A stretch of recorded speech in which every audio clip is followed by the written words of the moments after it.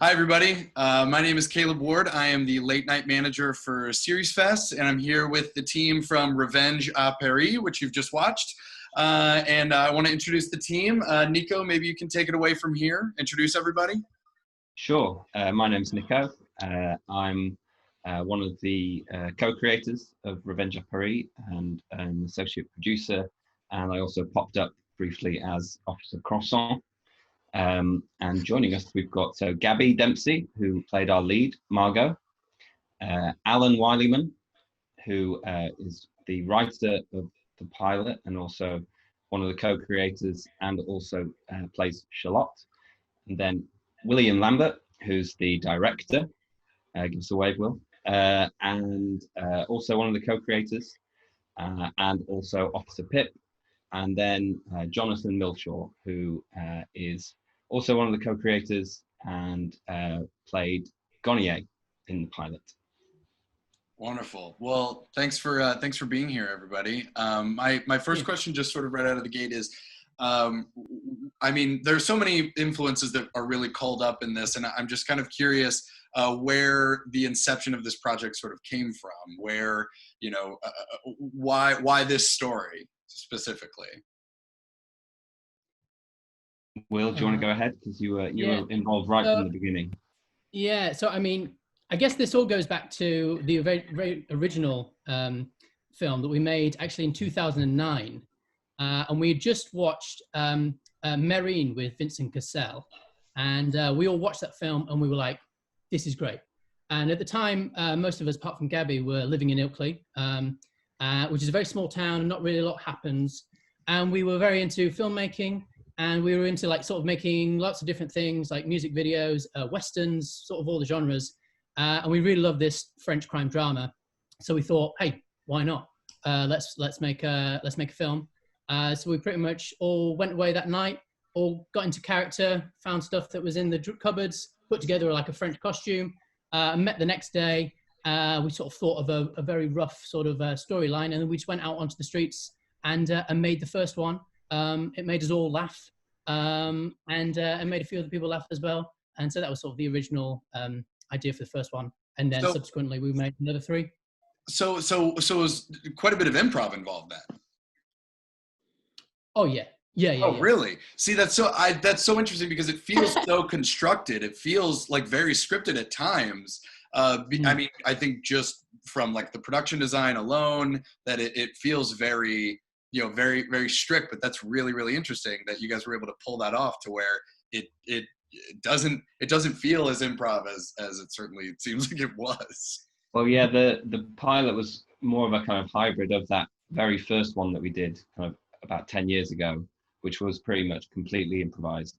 But then once we had a budget, we knew that we couldn't quite absolutely go in there off the hoof and make it up as we go along. So it did, to be fair, have a script, but in a weird way, all the words weren't on that script. So all the things that were being said were gibberish.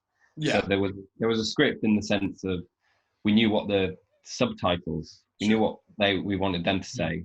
But what the actual actors are saying on screen it was pretty much made up by them on the spot. Are any of you fluent in French? No. Johnny and I are taking lessons at the moment to try and improve. One of the reasons we're learning French. Yeah.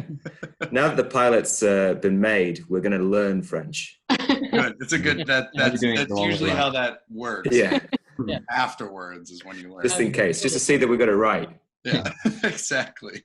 I was curious sort of about, you know, about the production design. You know, this feels like a very constructed world where a lot of these places just sort of already set up as is. Did you bring in a lot of things?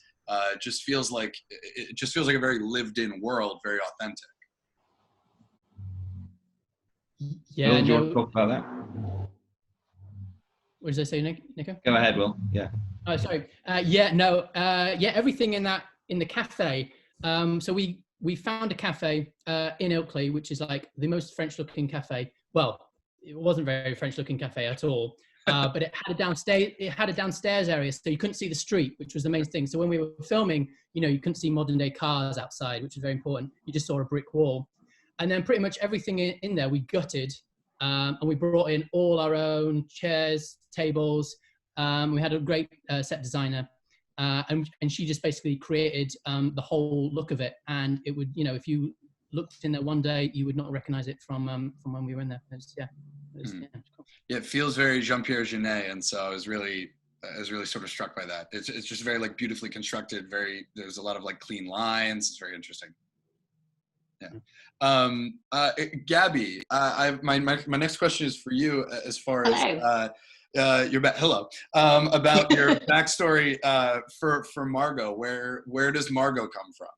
Yeah, I think, I came into the project a little later, so there was a script that I read when I came onto the project.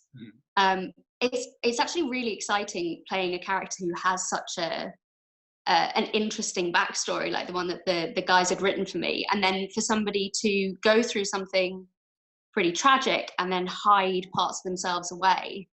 And so playing Margot was really good fun, because on the surface level, she works in this cafe. She's quietly put to bed her exciting past and her dreams and the things that she might have wanted to achieve when she was younger.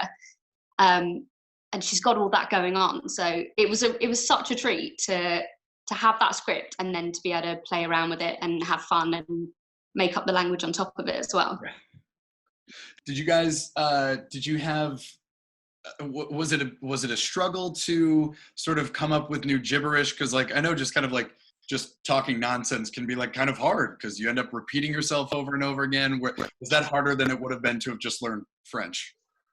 I think what was important for us when we were developing the idea was that each character had their own style of French. Yes. And so from making the films that we'd made as 10 years ago before, we had some idea of where we wanted these characters, how we wanted these characters to sound. So there's one character who only speaks in French footballers' names, another character who speaks French, but it's the wrong French.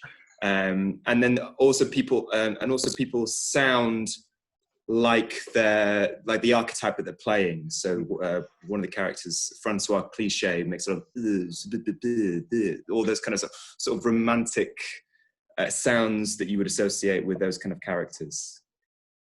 Absolutely. Have any of you guys ever struggled with professing love to someone before?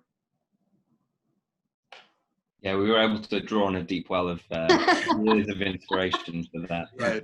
Being, kind of inhibited Englishmen, not really comfortable doing that sort of thing. Yeah, that came very naturally, I think. One of my favorite moments in the pilot is the shootout scene, and I was wondering if you guys could talk a little bit about that, sort of where the idea for that came from. It just feels like something you've seen before.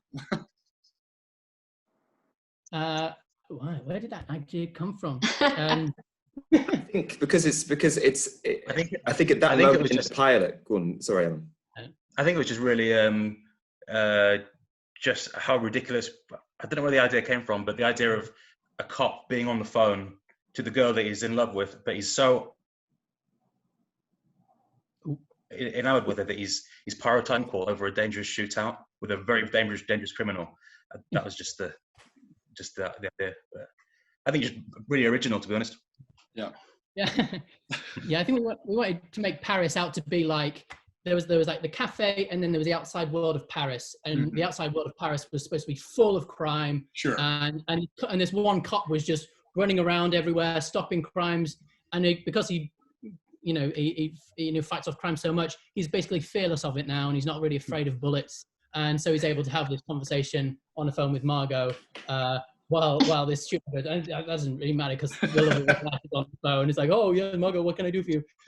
Even though someone's shooting bullets. But then it helps because he was so busy doing that. It allowed Margot to be like, actually, I can't ask the police to help me because they're too busy. Yeah. And then that allowed her to actually give her the step to actually do it herself. Yeah. Well, sort of kind of going off of that is you set up quite a bit at the end. There's this masked detective type character. There's drugs being sold for 2 francs. I don't know what kind of drugs. I can assume. You know, where do we sort of go from here?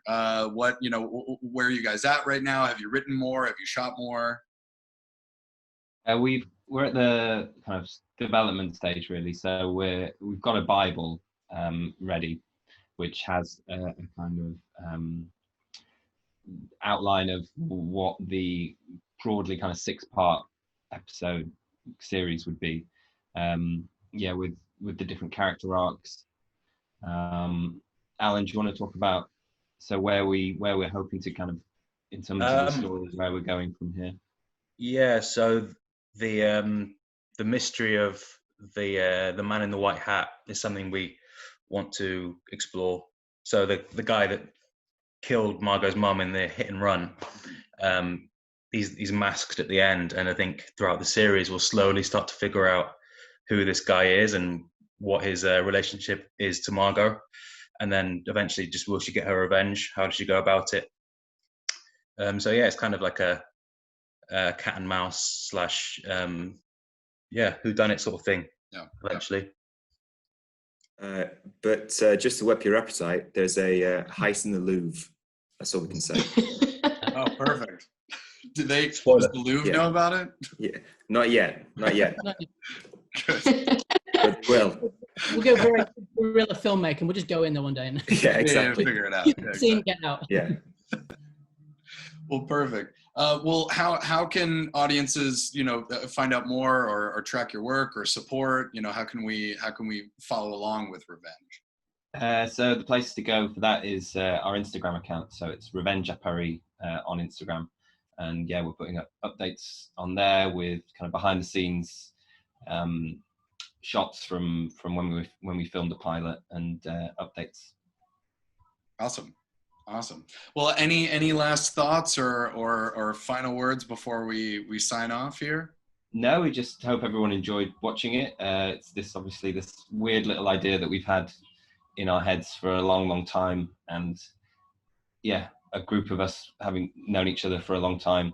It was just really fun getting the chance to do it together with an actual budget, which is something we've never had before. So yeah, it was a great experience, and obviously, yeah, we would love to do more. And yeah, it was best week ever when we did it. It was great. Well, awesome. Well, here's hoping we'll be able to get some more soon. See. Thank you. All right. Merci Well, very thanks everybody for being here, and you know, we'll talk soon. Cool. Cheers. Thank you. Come on. Thanks. Take care. Bye. Thank you. Yeah.